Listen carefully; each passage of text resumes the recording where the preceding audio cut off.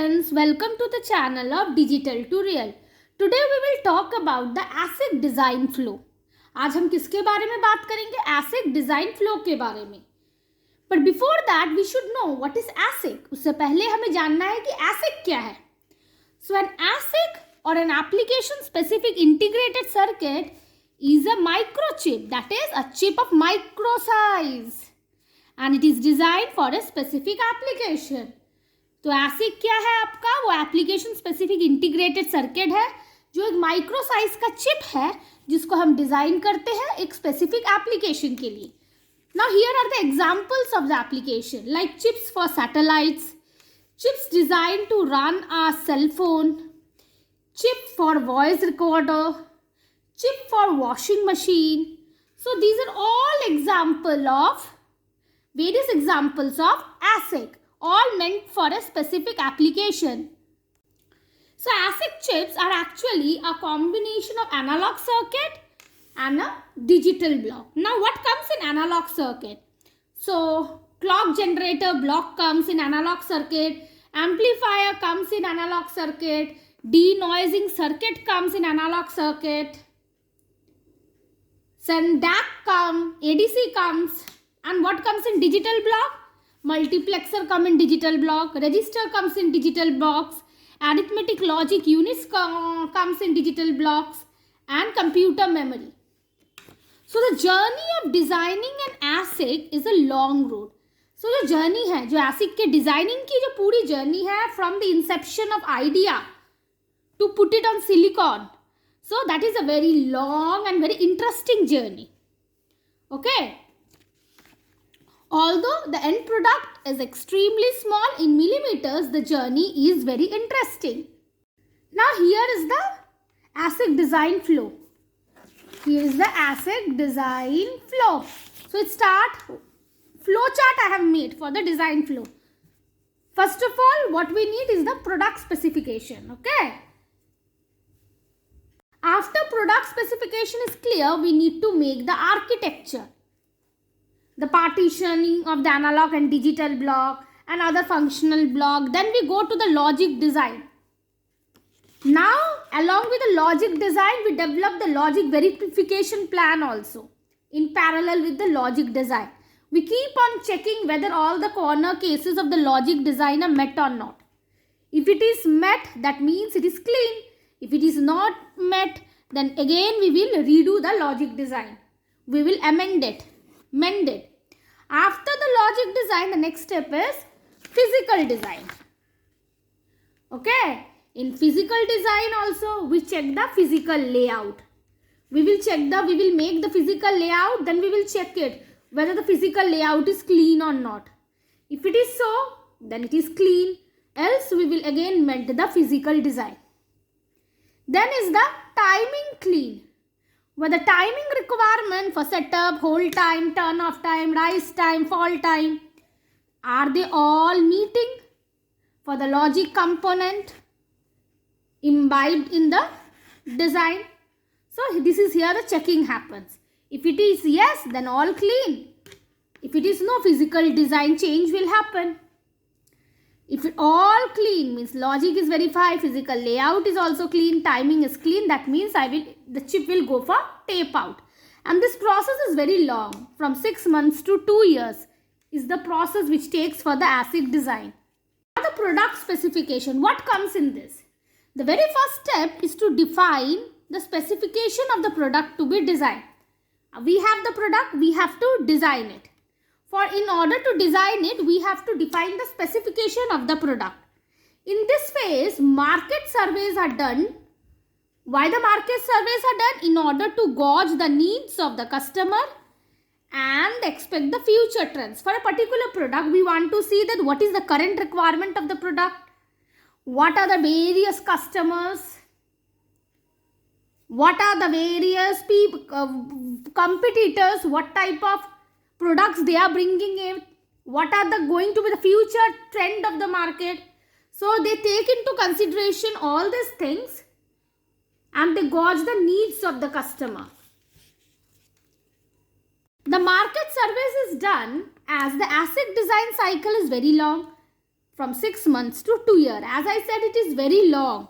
So during the ongoing process of the ASIC design, what will happen? This product requirement keep on changing based on the customer and what is available already in the market. So we need to keep ourselves updated with the expected future trends. If market surveys of future trends are not clear, then when the product comes out, what will happen?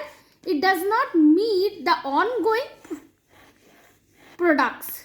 When the product comes out, it does not meet the expectation of the ongoing product. Some different, much more advanced product might be there in the market and your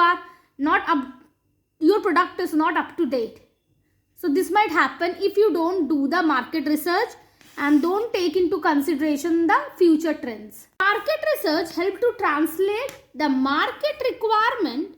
So what is the requirement of the market into high level of product specification? Because as we did a lot of market research of the ongoing products available, what is the requirement of the customer, took into consideration what are the future trends which are possible for this particular product, how would be the competitors making the product, taking into all these things into mind. So we made a very high level product specification.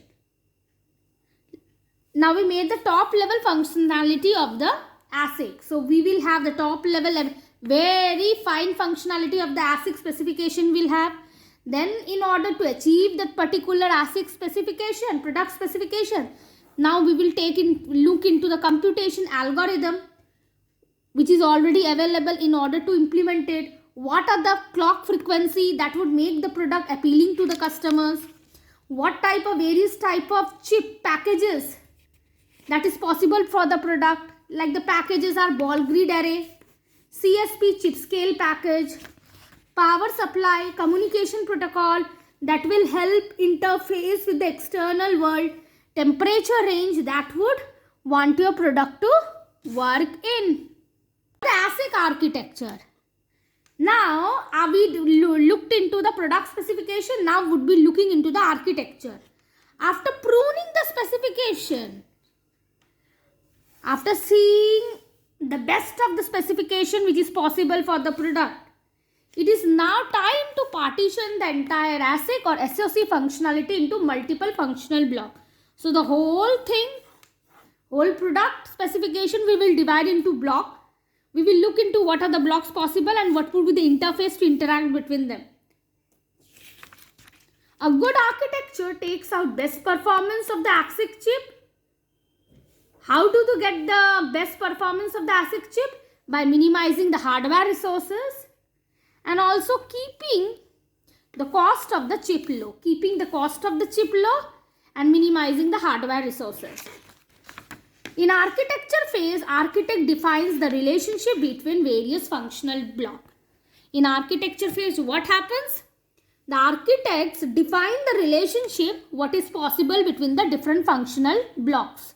Now, once the architects are clear about the functional blocks, they try to understand, are they able to use now they will look into that, whether they have the existing IPs available with them for the project.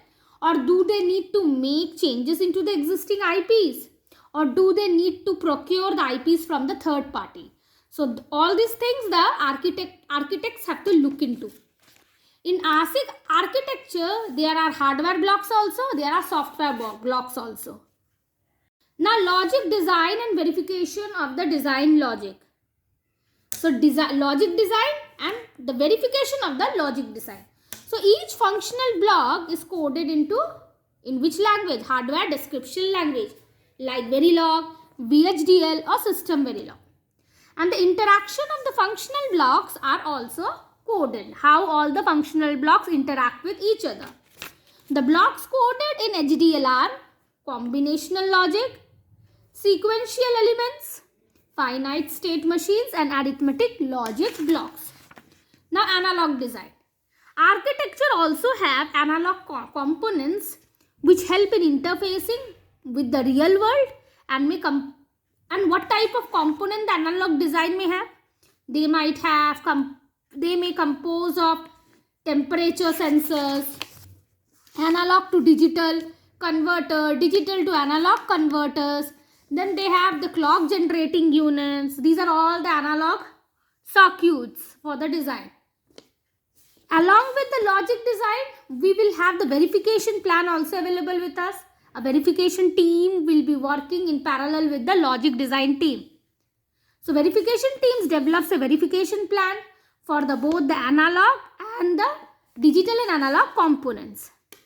Now what they do, they develop the test bench. What the test bench does, it sends the stimulus to the logic design.